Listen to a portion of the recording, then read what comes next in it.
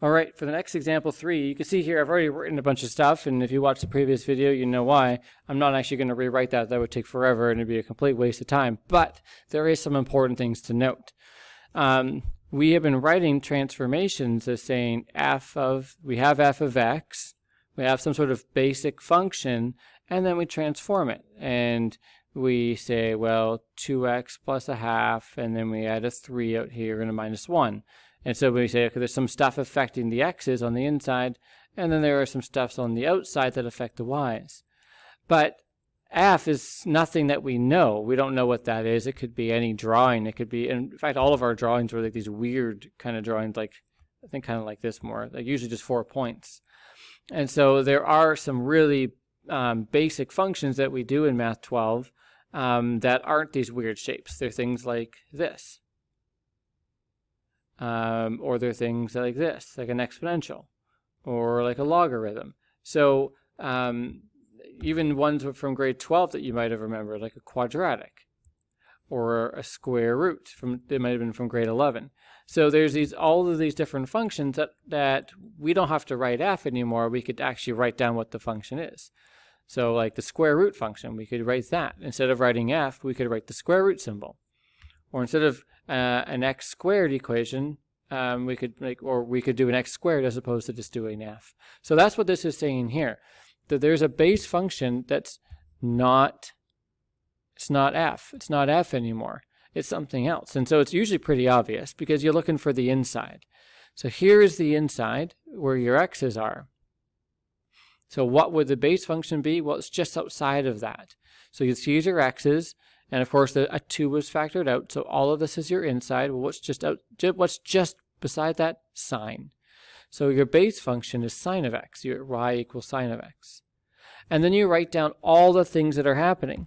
So it might be worthwhile to write down what the rule is. Now, I haven't written down the rule, so we can do that here.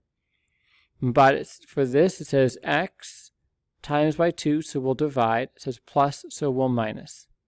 And the y, it says times by negative 4, so I'll write negative 4 times y. And then it says plus 1, so I'll write plus 1. So that's the rule. You might want to add this into yours here. And then you just write down what's happening.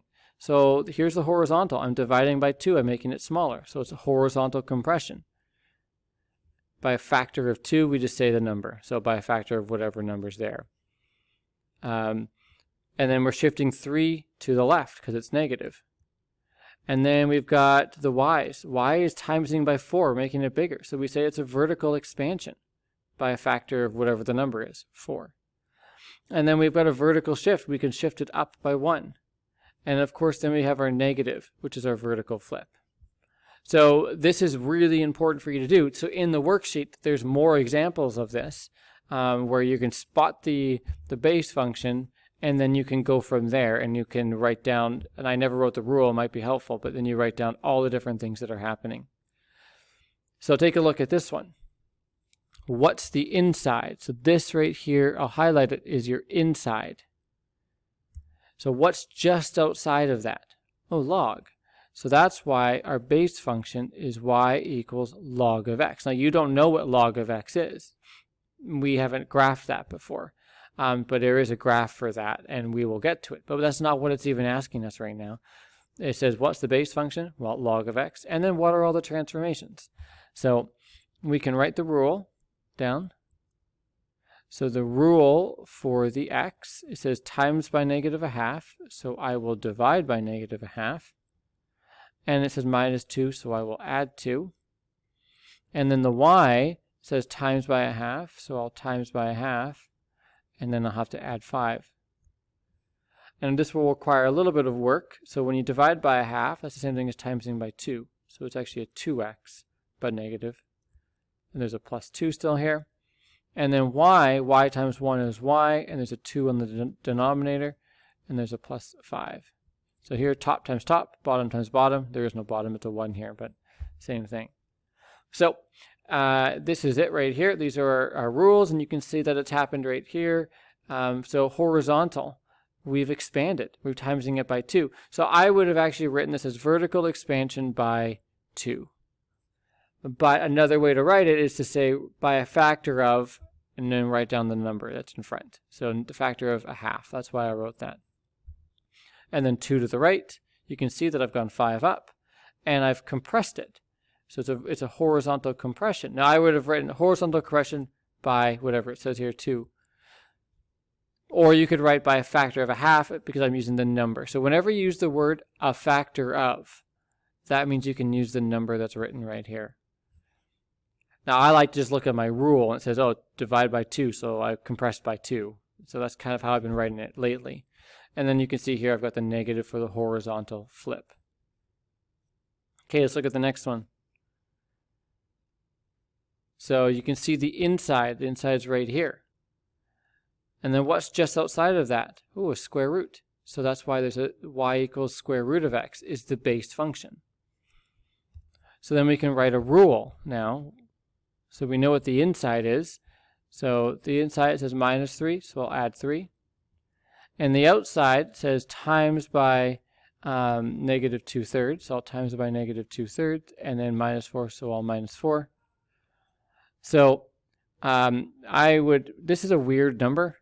So what I'm actually going to do is write that as, you should know that a third is 0.33333, but you could also write it as 0.66666 for 2/3. So I'm going to write 0.666 times y minus 4. And the only reason I'm doing that is because if you take y and you times it, like any number you want, and you times it by 0.66, are you making it bigger or are you making it smaller?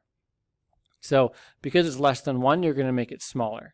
If you have $500 and you times it by 0.6666, you're going to get a smaller number. 500 times 0.666 is 333. So you've made the number smaller. Now you can just see here a list of everything that's happened. There's been a shift to the right. There's been a shift down by 4. There's been a flip a vertical flip. And then of course, because you're making it smaller, it's a compression. So I would say we've compressed it by 0.66666, but you can also say that by a factor of, and then just use the number out here. So 2/3.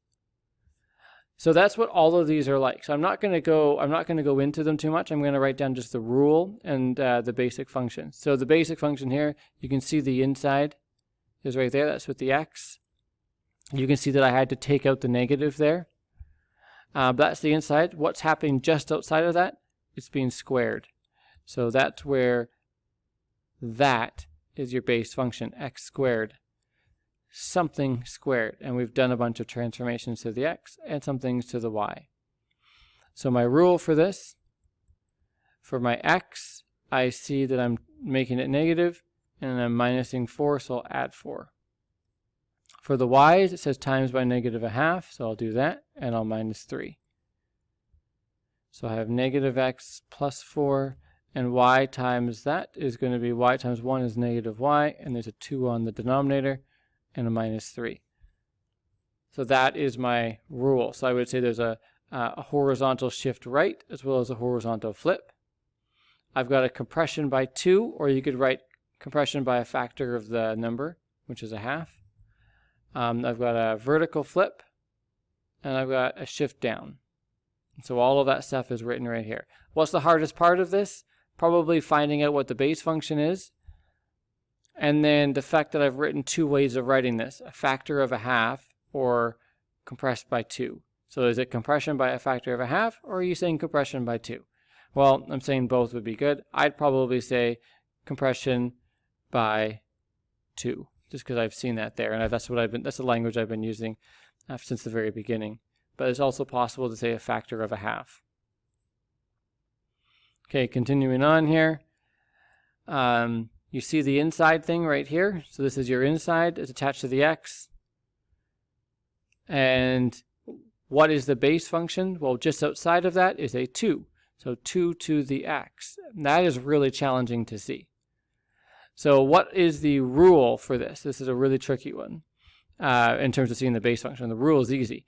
For the x, all we're doing is adding 4, because it says minus 4, so we'll add it. And then for the outside numbers, which is this and this, there's nothing out there, and we're just timesing by 3. So it's just timesing the y by 3. again, I could not stress enough how important it is for you to try this on your own on the worksheet. Even if you don't do any of the other questions, if you just did one of these, or I don't know how many there are, but if you did these ones, that would set you up for success, because this can get quite confusing. Okay, so the inside. So the inside is here. Now I've rewritten it here because I took out a 2. So if you divide this by -2, -2 divided by -2 is just 1. And then 1 divided by -2 is -1/2. Now, this is the inside. What's just outside of that? This cube root symbol, which is why this is my base function, the cube root. So I've got my inside stuff, and then I've got my outside stuff. So what's my rule? Let's do the inside first. It says times by -2, so I'll divide by -2. It says -1/2, so I will plus 1/2, and I just wrote it as a decimal. I don't know why, I just did. And then the y's, it says times by -4, so I will do that. -4 times y, and -5, so I'll do that. So I would say here for the x's, I've got a horizontal, I've got a compression by 2. So I would say by 2, but you could say by a factor of 2, the number that's out in front if you wanted to. And I would have a shift 1/2 to the right. And then I've got an expansion by 4 with the y's. Look, it says vertical compression. This is actually a vertical expansion. I'll have to change that. By a factor of 4, there's a shift 5 down, and there's a vertical flip about the x-axis. So that's all of this. There's a lot going on in these questions. So I'll just zoom out a little bit here for you to see E and F. And then I'll just scroll up if you want to take a look at C and D. And then lastly, A and B. Again, I can't stress enough to try the other ones for this section in particular because it is quite complicated. What do you do first? Well, you find the inside and then look just outside of that to find out what your base function is. And then you know your insides, you know your outsides, and you can make a rule and you can write down all the transformations that are happening. So I don't have to make a question very difficult here that ends up becoming incredibly complicated on like a test or something like that. So you definitely need to practice this, or at least know how to do all of these ones.